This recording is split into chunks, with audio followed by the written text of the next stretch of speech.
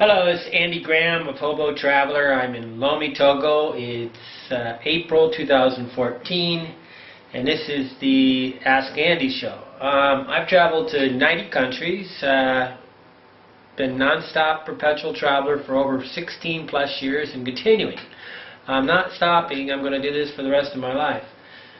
Okay, my expertise is in, of course, travel, anything to do with any question of any place on the planet, because I have an opinion on about every country on the planet because I either met people or been there, and I want to go there. So I keep thinking about them, like I want to go to the DRC, Congo, or whatever. I really want to go there, but it's an expensive trip. I'd like to go to Somalia. That would really be expensive. But I can advise on that. I'm an expert in real estate, and I'm an expert in internet marketing, I suppose, because I had a website for the last, I don't know, 13 plus years. I've had Hobo Traveler. It's one of the older websites for travel. Okay, Chris H. asked a very interesting question, complicated for me to do. He says, sounds like you're enjoying Africa. You must really found a special hotel since you're keeping it secret. You have to do that with some things and keep them just for yourself. Okay, the reason why I'm keeping the hotel secret was because, and I've sort of unloaded it the other day, it's a Catholic Immaculate Conception Hotel here in Nikompwe neighborhood north of Kojoviakopi. And they really don't have a sign, so I keep asking them, is it a private just for the parishioners or is it open? Because the lady was talking English with us. She says, hey, come look at our hotel. So I came, but there's really nobody in the hotel, and in some ways I want to promote it. On the other side, you have a whole bunch of rogue travelers going around the planet like Hemingway and all these types of guys that basically Aldous Huxley, there was a whole list of them, I think James Michener. But the modern day ones are often very, very self-centered, creepy type guys that kind of think, I paid for the room, I can do anything I want to in the room. Hey, this is not true. You buy real estate, you have to obey the laws, you rent a place. So being that it's a Catholic thing, I know a lot of my readers just would have no respect for the hotel. Okay, the room is excellent price, and so if they can be cheap Charlie and rent the room, live in a very good thing, and then do all their boom boom girl nasty stuff, they would try to do it. Drink, party all night. And a lot of people do this. I mean, you know, 80% of travel is for people that drink a lot, party a lot. They come and they try to, it's like they're away from home more than 150 miles, debauchery kicks in, okay? So I don't really want them guys coming to the hotel. On the other side is, I don't think the hotel really cares, so I don't know. I think they're funny, but they're a little bit invasive because they really ask a lot of questions. I mean, having two nuns come to your door is kind of a funny thing. Like, what are you doing in there? And I go, I'm working on my computer. Come on. Okay, now to the question. Can you tell everyone about gastrointestinal illnesses, i.e., an example, E. coli, when traveling? Do you develop immunities to various strains of E. coli around the world? Did you get sick more when you first started traveling, or has it been a non-issue? What do you carry with you as far as medicines? Do you recommend the Dukoral medicine for cholera and E. coli? Okay, gastrointestinal illnesses. I learned really quick that my major problem when I was in Mexico, which is one of the most dangerous countries for this kind of stuff on the planet, mainly because they just don't clean anything, and the toilets are a mess in Mexico. It's like, it was a champion. Really one of the worst countries on the planet is right south of the U.S. border. I mean, it's one of the most dangerous. It's got institutionalized corruption, but it's getting better. I know it's been getting better, and they're trying their best to make sure it's safe for Americans, but it's really one of the worst countries on the planet. Okay? you know, you skip to Guatemala and suddenly the people are more passive. They don't get drunk all the time and get violent. Blow off firecrackers. Okay, so get beyond Mexico. Mexico's really overpriced anyway. But I remember Jack 15 years ago bringing out a little bottle of, like, they have these little bottles of, like, stuff that you sprinkle on your salad. It's supposedly supposed to kill it. And that's really kind of stupid, because if you want, I show how to, you know, I do the chlorine water thing, but I put the whole salad into it and immerse it and let it sit for about 5 minutes. I don't just sprinkle it on there like somehow sprinkling is going to cover every single bacteria that you're going to eat. They sprinkle this on, and then it became trendy, you know, like restaurants say we sprinkle it without. The water, E. coli and all this stuff is, I discovered very soon that my biggest problem with diarrhea had nothing to do with bacteria, E. coli or anything. If I eat a whole coconut, I have diarrhea for 2 days. If I eat too many peanuts, I have diarrhea for 2 days. I watched a girl in Argentina girl in Brazil. I was drinking the water. She refused to buy water because she wanted to be like me, I guess. I was drinking the normal water, but she didn't want to drink it, so she drank juice every day. Only juice. Well, that was like a volcano. Then she was in love with the mangoes. I had 2 or 3 girlfriends. My Astrid in Germany was in love with the mangoes. So we're going to Guatemala. She's eating mangoes all the time. I'm going, you can't eat 8 mangoes a day. You know, it's just too much. Well, I've had 3 different girlfriends eat way too many mangoes, because now they're cheap, they're easy, and you can eat them. And they gorge themselves. So people, most of the time when they get any kind of, I call it type 2 diarrhea, it's I gorge myself on the wrong food. I mean, coconut is, they have these little round coconut things here. They're just wonderful. If I eat more than 4 of them, it's like, boom, cholesterol, you know, what do you call it when you clean your colon? It just cleans my colon. Sometimes I do it just because I like to lose weight. But you got to be close to the toilet. I mean, truly, when I go for a walk, I know how far away the toilet is. In Mexico, it was really horrible, because I drink my cup of coffee, go for a walk on the beach, and the toilets were so disgusting in Pila de Cuesta, north of Acapulco, that I refused to go into them. So I was like really wanting to go to the woods. I mean, they just disgusting. Always judge a restaurant by their, or hotel, by their public toilet. If you want to really make a judgment, go into their public toilet and see how that is. That sets the tone, the bottom baseline for the whole place. If their restaurant, their hotel, if they don't keep their toilet clean, they don't keep their kitchen clean. Okay. What do I do about E. coli and stuff? I do absolutely nothing. Truly, the long-term travelers take off, and we're not afraid of this stuff, so we really just do like you would in America. You wait until you have a problem, then you deal with it. I've never seen anybody really have huge problems. I've seen a bunch of paranoid people in Lago Atlan. They're sitting around talking about, there's a it begins with a G, Giardia or something like that, amoeba, and I got tested, and I supposedly had this thing, whatever. I don't know. I mean, there's a lot of crazy stuff in your intestines that is, when I just read about E. coli, trying to understand it. Okay, the first thing off, if you're going to do anything, go to the CDC, you know, what is it, website. It's the American website. Center for Disease Control and Prevention. They're the closest ones to having any kind of safe thing. I mean, all the doctors just recommend medicating, carrying all this stuff. I don't recommend you carry anything. I don't recommend you worry much about it. I don't recommend you do it. I do recommend you don't eat in big restaurants. You try to watch the food getting cooked, and you watch the hands of the people.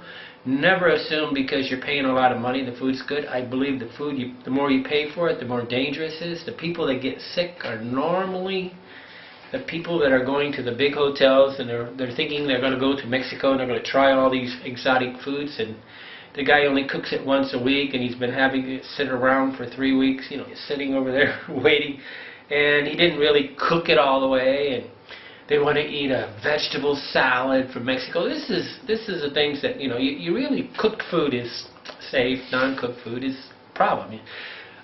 What do I do if I really want to eat a big salad and stuff? I just put it into a container of water, and it's not purified water. If I really want to do it, I would heat the water, bring it almost to a boil, let it cool, then put a bunch of chlorine inside it, then dip the fruit. And I was starting to do this in my house in Cara. I was setting up a system where I could do it. But my big problem is I don't like warm vegetables, so I didn't have a refrigerator. So warm fruit. I like cold bananas, cold oranges, cold everything. And at the end of the day, you do all this stuff, I want to put them back in the fridge, let them cool off, and then eat them. So I didn't have a fridge. And, you know, what do I recommend people do? I recommend they think more about how they eat and less about how to medicate. Americans want to medicate everything like they're going to buy the medicine and it'll stop the problem. Stop the problem, don't medicate. Okay? All the medicines that you would ever need for this stuff are just right across the counter. I can go into any pharmacy in Mexico, I don't care, even the Caribbean, most countries, everything except Europe, you know, the expensive countries, right? Then you can't do it without a thing. But if I had any of these things, they have these problems in other countries. They're not different than where you're at. And this is the anal thing here. Just because you go to Africa doesn't mean they suddenly suspend all medicines. They actually have all the same medicines almost as we do. What they don't have is the cutting edge, wild ass antibiotic that's new on the market. But they have all your typical E. coli stuff. And you're just going to walk in and pay $6. While in America, if you buy it, you're going to come. Astrid Honer, oh, she came in from Germany. Her mother gave her like $300 worth of medicine. She had this package of stuff, and it was hilarious. You know, prevention. Wash your hands. Know how to, you know, like I often buy alcohol, and but you're not going to get away from this stuff no matter what you do. Okay, and so do I recommend you do this? How do you say it? He recommend. I've never heard of this thing. The Dukoral vaccine for cholera and E. coli. Do I recommend it? No.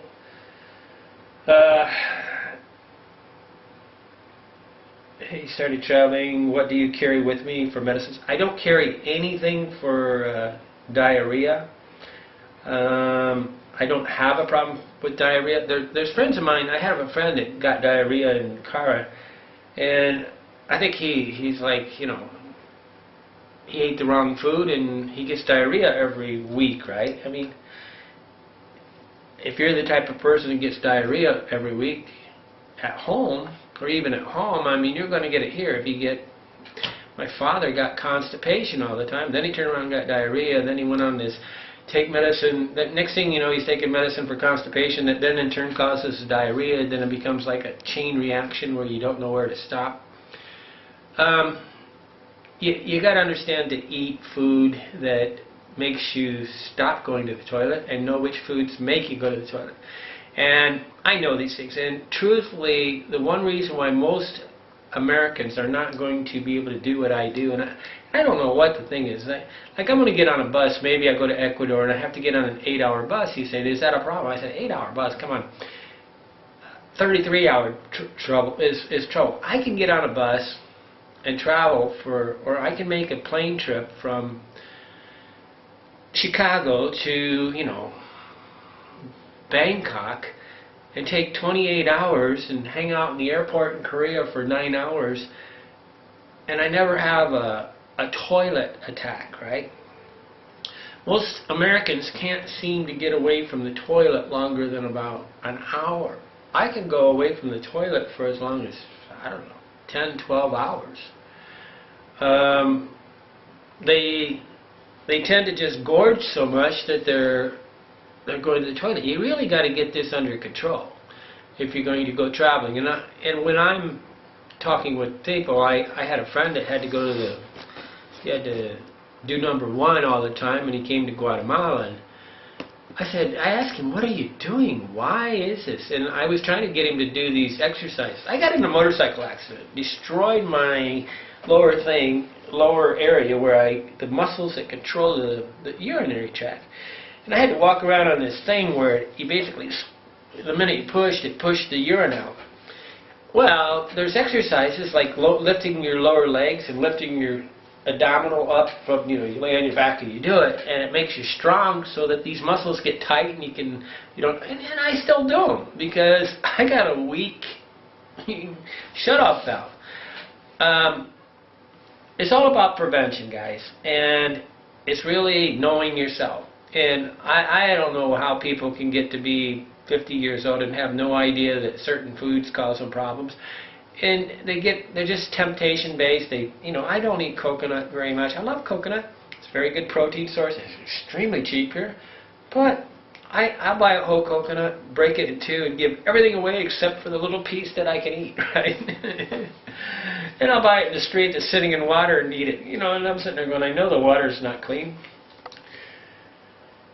Oh, a lot of people are curious, and a great fear for many people. Do you really know anybody that died from E. coli? I don't. I know one girl that got very, very sick in Ecuador because something to do with the skin of an apple. And she was in bed for a week. And that's the only really nasty. I know tons. I mean, I can't count the number of people that just gorged themselves on stupid foods and then got sick the next day. And, it's like they're gorging themselves on a big, huge salad and all these things that they sort of say take care with, but they want to eat just like they do at home, even though everybody tells them to do it. See, this is why my book, The Rules of Travel, says you're not living by the same rules. You left the United States. If you want to live the exact same way you did in the United States, don't leave the place. If you want to get universal rules outside the United States, read my book. Because see, this is saying what applies in America. I don't know how many people, they drive me crazy. They act like what they did in America is always okay. They harry their billfold here. They go to some of the most dangerous places on the planet. They rent a car. They do every single thing that they shouldn't do, like the country is the same. Okay, it's not. They say corruption everywhere, then they go rent a car, and the police stop them, rob them, and they sit there and go, hey, Central and South America is absolutely one of the most dangerous places on the planet to drive a car. Africa is actually very safe.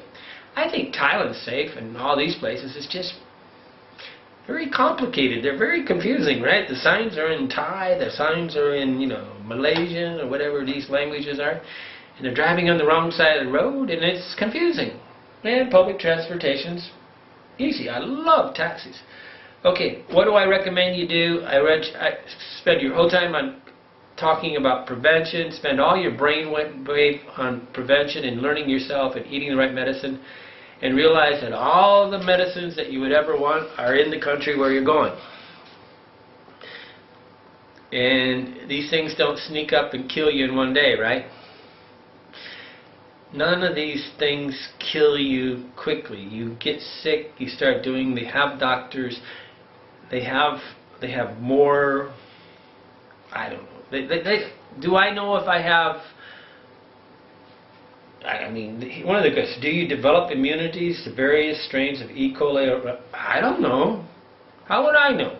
Do I develop immunities to various strains of E. coli? I think so. But that's just my guess. I don't know. I believe that I can drink the water in any country on the planet. I really don't get sick. Okay, and this water just came from the tap. I put it and made it into coffee water. I've been drinking the tap water in Africa for, I don't know, 3 or 4 years. I drink it, it's just whatever's convenient. I drink the bags of water, the purified water when it's easy, but if there's a hassle, I drink the normal water. Because it tastes good, and it's my test. It smells good, it tastes good, and they have a closed system. They don't have water lines that go to every house. They have pickup places. Pickup places mean that the water's closed. When they're going through a neighborhood with everybody in the whole country's got water in their house, the white lines break. And then they suck in water. Okay, The solution is prevention. The solution is know yourself. The solution is look at who's cooking. The solution is don't eat in these really big fancy restaurants. They really are you're not. You got to know your cook. Okay, you got to know your cook. Look at the cook, look at the chef, and then make a decision to eat. And these big restaurants have these, these kids grabbing their dick, and it's just disgusting when you're in a big restaurant. You're sitting there going, this kid is just walking around. They have like the cheapest labor possible in the back of restaurants, right? Look in America. I see one big guy with big tattoos. Like, oh, that's my cook in this restaurant. You're going, yeah, it's the same thing in America. You look at your chef, look at your cook, look at the person preparing it. If you don't want to do that, you're going to get sick. It's your responsibility, but all the medicines. So I don't recommend that.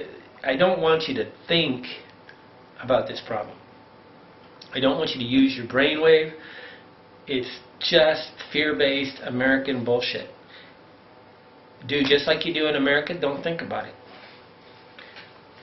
Suddenly you're going to other country, you go into fear. If you're really thinking about it too much, stay at home because you're not a traveler. You shouldn't travel. Or come on a big tour with me or somebody, and we'll just make sure that you're repaired when you're done, and we'll sit there and keep you calm and hold your hand and say, hey, you're okay. Because really, most of the time, people just need to know that they're okay. If you travel anywhere on the planet, you're okay. They have medicine when you arrive. There is no such thing as medicine. And don't,